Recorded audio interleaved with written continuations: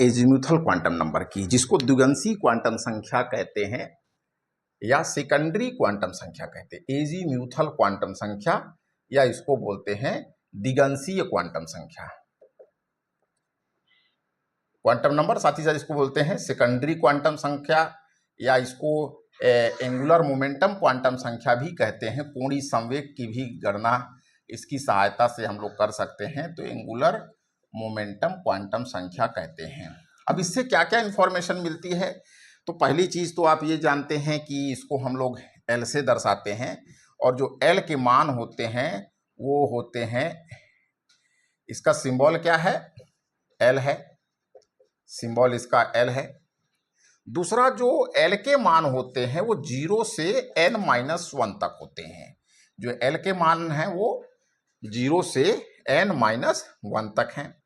और तीसरी क्या है, इसकी सहायता से हम कोणीय संवेग को भी जान सकते हैं। तो mvr इक्वल टू होता है, फार्मूला है h/2π√L+1।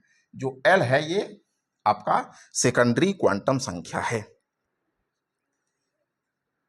0 से n-1 तक इसके मान है। सिंबल इसका जो सिंबल है उसको हम लोग L से दर्शाते हैं। सिंबल 0 से n-1 तक इसके मान है। n का मान अगर 1 है, जैसे देखिए n का मान 1 है तो L के मान क्या हो सकते हैं, 0। n का मान अगर 2 है तो L के मान क्या होंगे, 0, 1। n का मान 3 है तो L का मान 0, 1, 2। और इसी तरीके से अगर n के मान 4 हैं तो L के मान हमेशा कहां से शुरू होंगे, 0 से n-1 का, 1, 2, 3। तो ये हाइड्रोजन स्पेक्ट्रम का जब विश्लेषण किया गया तो ये पाया गया कि उसमें 4 प्रकार की रेखाएं दिखाई देती हों, और ये जो रेखाएं हैं इनका प्रकृति किस तरीके था, शार्प था, डिफ्यूज था, फंडामेंटल था और प्रिंसिपल था। तो इन रेखाओं के जो नामकरण किए गए हाइड्रोजन स्पेक्ट्रम के एनालिसिस से, शार्प, प्रिंसिपल, डिफ्यूज और फंडामेंटल रेखा, और उन्हीं के आधार पर सब सेल्स के नाम दिए गए। जैसे इसके 0 का मतलब होता है एस सब सेल, 1 का मतलब होता है पी सब सेल, और 2 का मतलब होता है डी सब सेल, और 3 का मतलब होता है एफ उपकोष। तो ये जो एजीम्यूथल क्वांटम नंबर है, ये कक्षकों के कक्षक या उसको हम लोग उपकोष बोलते हैं, सब एनर्जी लेवल्स बोलते हैं, उपकोषों के अभिविन्यास और उनके प्रकार के बारे में बताता है।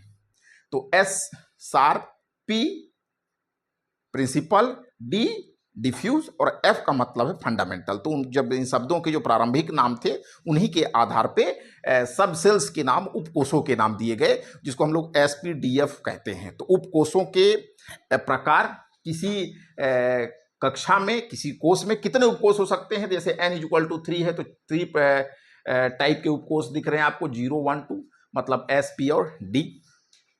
तो उपकोषों के प्रकार, उपकोषों के आकार, जो S होता है वो सममित होता है, सिमेट्रिकल होता है, स्फेरिकल होता है, गोलाकार होता है। P जो होता है वो डंबल के आकार का होता है। D जो है डबल डंबल है। F जो है कॉम्प्लिकेटेड है। तो उपकोषों के आकार और अभिविन्यास और उनके प्रकार के बारे में भी ये जानकारी देता है द्विगंशी क्वांटम संख्या, एजीम्यूथल क्वांटम नंबर। और इसका जो वैल्यू है वो n के मान पर निर्भर करता है। जो L का मान है वो n के मान पर निर्भर है। तो अगर आपको n का मान 1 है तो L का मान क्या होगा, 0। 0 का मतलब क्या है, S। n का मान 2 है तो L के क्या मान होंगे, 0 और 1 होंगे। 0 का मतलब S, 1 का मतलब P। n का वैल्यू 3 है तो इसके वैल्यूज क्या होंगे, 0, 1, 2 होंगे। एक चीज आप नोटिस कर रहे हैं कि जितने n के मान है उतने ही L के मानों की कुल संख्या है। तो ये रहा द्विगंशी क्वांटम संख्या। और एक इंफॉर्मेशन और इससे आप निकाल सकते हैं, किसी उपकोष में कितने अधिकतम इलेक्ट्रॉन भरे जा सकते हैं, maximum number of electrons in subshell. Maximum number of electron in subshell, किसी उपकोष में कितने अधिकतम इलेक्ट्रॉन हो सकते हैं उनकी संख्या को भी आप azimuthal quantum number, secondary quantum number की सहायता से ज्ञात कर सकते हैं। तो S का के लिए अगर देखें, फॉर S सब सेल, तो L = 0 है तो S में कितने इलेक्ट्रॉन हो सकते हैं, 2 × 0 + 1 करेंगे तो कितना आएगा, 2 आएगा। L इज इक्वल टू 1 है तो मतलब कि P सब सेल है। L इज इक्वल टू 1 मतलब कौन सा सब सेल हो गया, P सब सेल, P उपकोष। तो जो कुल इलेक्ट्रॉनों की संख्या हो सकती है वो कितना हो जाएगा, कुल इलेक्ट्रॉन 2 × 1 + 1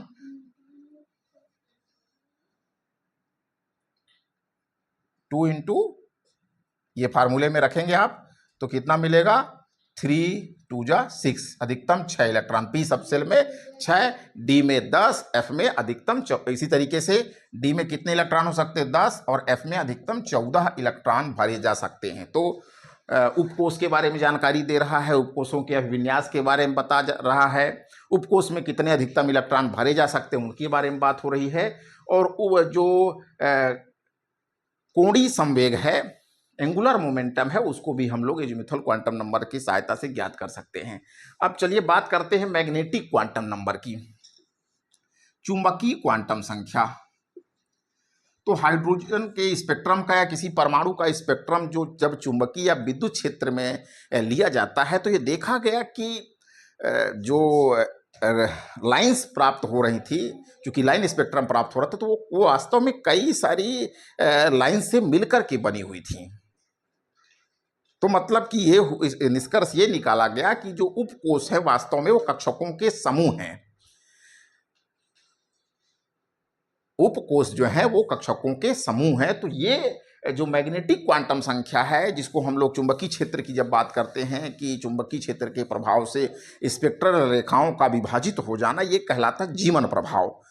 तो जीवन प्रभाव में जो रेखाएं प्राप्त हुई वो रेखाओं का वास्तव में समूह थी। तो जिससे पता चला कि उपकोष क्या है, कक्षकों के समूह है। कक्षकों के बारे में बताता है, ये कक्षकों के प्रकार के बारे में ये बताता है। ये उपकोष के बारे में बता रहा था L, और M क्या है, कक्षकों के बारे में, ऑर्बिटल्स के बारे में इंफॉर्मेशन देता है। तो जो M के जो मान होते हैं वो L के मान पर निर्भर होते हैं। M इज इक्वल टू होता है total number of values, total number of values. M के कुल मानों की संख्या कितनी होगी वो आपको इस फार्मूले से पता चल रहा है, M is equal to 2L + 1। M के का जो वैल्यू है वो L के मान पर निर्भर है। अगर आपको L का मान पता है कि ये 0 है तो M के कितने मान होंगे, 2 × 0 + 1 मतलब कितना हो गया, ये आपका 1 वैल्यू। तो L इज इक्वल टू 0 है तो M का सिंगल वैल्यू है, ये 1 वैल्यू, ओनली 1 वैल्यू। और वो वैल्यू क्या होगा, M is equal to 0। L is equal to 1 है तो M के कुल मान कितने होंगे, 2 × 1 + 1 मतलब कितने हो गए, 3 वैल्यूज हो गए। L इज इक्वल टू, और वो कौन कौन से वैल्यूज होंगे, वैल्यूज कहां से कहां तक होंगे उसकी भी बात कर लें। वैल्यूज जो होंगे -L2 + L होगा इंक्लूडिंग 0। तो L के मान 1 है तो M के 3 मान मिल रहे हैं आपको, और वो 3 मान क्या होंगे L के, -1, 0 और +1। L का मान 2 है तो M के कितने मान मिलेंगे, 5 वैल्यूज मिलेंगे। वो क्या होंगे, -2, -1, 0, +1, +2। तो इस तरीके से ये आपका S सब सेल था, ये कौन सा था, P सब सेल था, और ये क्या था, D सब सेल था। इसी तरीके से F के लिए M के 7 वैल्यूज होंगे और उसके मान -3, -2, -1, 0, 1, 2, 3, इस तरीके 7 वैल्यूज मिलेंगे। तो चुंबकीय क्वांटम संख्या वास्तव में कक्षकों के बारे में जानकारी देता है कि किसी उपकोष में कितने कक्षक हो सकते हैं। तो आपने देखा कि L का मान 0 है, अर्थात S उपकोष है तो उसमें सिर्फ एक ही कक्षक है, उसका मान क्या होगा, उस कक्षक के लिए, उस ऑर्बिटल्स के लिए जो M का मान होगा वो 0 होगा। P सब सेल है तो उसके अंदर 3 ऑर्बिटल्स हैं, वो 3 ऑर्बिटल्स जो Px, Py, Pz के नाम से हम जानते हैं, उनके मान -1, 0, +1 होंगे। D जो सब सेल है वो वास्तव में 5 ऑर्बिटल से मिलकर के बना हुआ है और उनके जो वैल्यूज होंगे -2, -1, 0, 1, 2 होंगे। तो इस तरीके से उपकोष के बारे में हमको इंफॉर्मेशन मिली एजीमुथल क्वांटम नंबर से, और कक्षकों के बारे में जानकारी मिल गई आपको मैग्नेटिक क्वांटम संख्या से। अब जो चौथी क्वांटम संख्या है जिसको उहलेनबेक और गॉड स्मिथ ने बताया था, क्वांटम नंबर कहते हैं, और S से इसको दर्शाते हैं, आपको शुरू में ही बता दिया गया था। और उहलेनबेक और गॉड स्मिथ ने इसके बारे में बताया।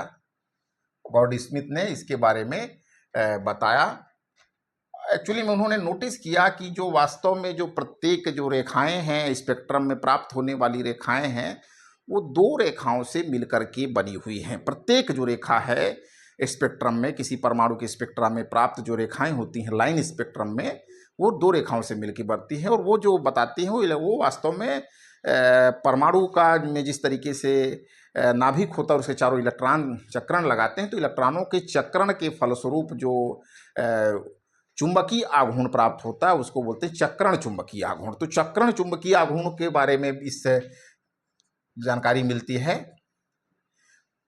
तो चक्रण चुंबकीय आघूर्ण स्पिन मैग्नेटिक मोमेंट को, इलेक्ट्रॉन की दो तरीके से गतियां होती हैं, मोशंस करता है। एक तो इलेक्ट्रॉन नाभिक के चारों ओर गति करता है जिसको हम लोग कक्षक चुंबकीय आघूर्ण कहते हैं, और दूसरा इलेक्ट्रॉन अपने अक्ष पर भी चक्रण करता है। तो उस चक्रण के बारे में इस क्वांटम नंबर की सहायता से ज्ञात किया जा सकता है। और फार्मूला है h/2π√SS+1। तो चक्रण तो इलेक्ट्रॉन का जो अपने अक्ष पर चक्रण है वो दो तरीके से हो सकता है। इलेक्ट्रॉन का अपने अक्ष पर चक्रण दो तरीके से हो सकता है। तो क्लॉकवाइज हो सकता है, जिसके लिए हम लोग प्लस हाफ दिखाते हैं और इसके लिए मान होता है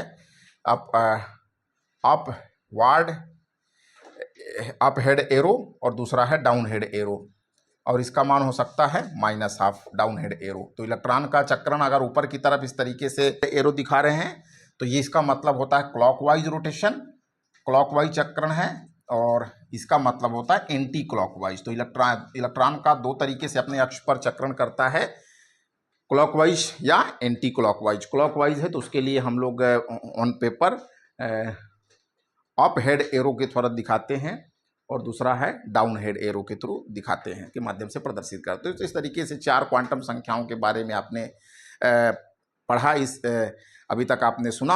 अब हम लोग देखते हैं कि इन क्वांटम संख्याओं को कैसे अप्लाई किया जाए।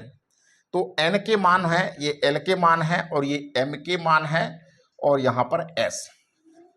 चलिए, n का मान अगर आपको पता है कि 1 है तो l का मान क्या होगा, 0 से n-1, तो ये क्या होगा, l = 0।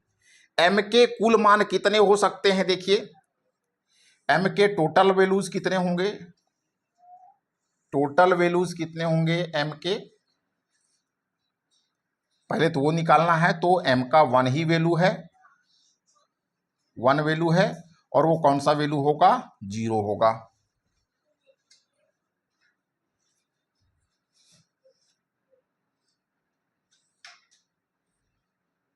ये m के टोटल वैल्यूज हैं, और यहां पर क्या है, वो वैल्यू कौन सा है, m का वैल्यू, टोटल वैल्यू और वैल्यू। तो n = 1 तो l का मान 0।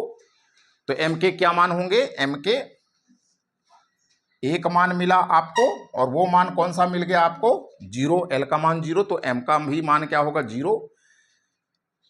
अब ये तो स्पिन ऑफ इलेक्ट्रॉन्स के बारे में बताता है, और यहां पर अगर दो इलेक्ट्रॉन है तो यहां पे प्लस हाफ और माइनस हाफ हो सकते हैं इनके मान, प्लस हाफ और माइनस हाफ। अगर पहली कक्षा है तो उसमें s ऑर्बिटल है, उसमें दो इलेक्ट्रॉन है, ये कौन सा है, ये कौन सा ऑर्बिटल हो गया, s ऑर्बिटल। उसमें दो इलेक्ट्रॉन है तो उसमें एक का रोटेशन क्लॉकवाइज, दूसरे के एंटी क्लॉक। n का मान 2 है तो l के कौन कौन से मान होंगे, 0 और 1। टोटल वैल्यूज कितने होंगे इसके, m के टोटल वैल्यूज कितने होंगे, इसके लिए तो 0 है, और इसके लिए कितने होंगे, 3 हो गए, तो मतलब टोटल 4 वैल्यूज हो गए। n के मान पर m के मान निर्भर हैं। तो यहां पर s के लिए 0 और p के लिए क्या हो जाएगा, प्लस हाफ, +1 -1, 0 और +1। ये किसके लिए हो गया, s के लिए है, ये p के लिए है। तो इस तरीके से मानों को निकाला जा सकता है। कुछ एग्जाम्पल्स लेते हैं, उसके थ्रू समझते हैं तो ज़्यादा क्लियर होगा। किसी परमाणु के लिए चारों क्वांटम संख्या के मान को निकालते हैं किसी परमाणु के इलेक्ट्रॉन के लिए। तो मान लीजिए हीलियम की हम चर्चा करते हैं। हीलियम का एटॉमिक नंबर देखिए 1s2 है, एटॉमिक नंबर 2 है, और इसका इलेक्ट्रॉनिक कॉन्फ़िगरेशन देखेंगे तो 1s ऑर्बिटल में 2 इलेक्ट्रॉन्स है। तो इसको हम लोग स्क्वायर ब्रैकेट के रूप में इस तरीके से 2 इलेक्ट्रॉनों को भरते हैं। 2 इलेक्ट्रॉन्स है तो एक का डायरेक्शन जो होगा, जो स्पिन का डायरेक्शन है वो क्लॉकवाइज, दूसरे का एंटी क्लॉकवाइज। अब n का वैल्यू क्या होगा, l का क्या होगा, m का क्या होगा, s का क्या होगा। तो देखिए ये क्या, ये जो होता है ये क्या बता रहा है, n का मान बता रहा है। ये इसको देख करके आपको क्या पता चलेगा, l का वैल्यू पता चलेगा।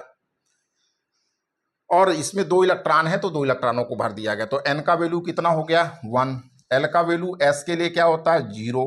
अगर l का वैल्यू 0 है तो m का भी वैल्यू 0 होगा। तो फर्स्ट इलेक्ट्रॉन के लिए देखिए क्या हो गया स्पिन, ये फर्स्ट इलेक्ट्रॉन है तो प्लस हाफ। और सेकंड इलेक्ट्रॉन के लिए, सेकंड इलेक्ट्रॉन भी पहली कक्षा में ही है, वो भी l इक्वल टू 0 है, m इक्वल टू 0 है, और यहाँ पे क्या है माइनस हाफ। तो 2 इलेक्ट्रॉनों के लिए आपने इस तरीके से चारों क्वांटम संख्याओं के मान आपने निकाल लिए। 1, दोनों इलेक्ट्रॉन पहले ही और ऑर्बिट में है तो n इक्वल टू 1 ऑर्बिट के बारे में बता रहा है। ये किसके बारे में बता रहा है, ऑर्बिट के बारे में, सेल के बारे में। ये किसके बारे में बता रहा है, उपकोष के बारे में, सब उपकोष। तो उपकोष, उस उपकोष में एक ही ऑर्बिटल है, उसके लिए भी मान 0 है, और ये आपका प्लस हाफ। ये किसके बारे में बताता है, ऑर्बिटल के बारे में। और ये बता रहा है स्पिन ऑफ इलेक्ट्रॉन, इलेक्ट्रॉन का चक्रण क्लॉकवाइज या एंटी क्लॉकवाइज। तो इस तरीके से ये क्वांटम नंबर्स के बारे में रहा। आगे के वीडियो लेक्चर्स में हम और कुछ टॉपिक के बारे में बात करेंगे। Thank you for watching the chemistry मंत्र।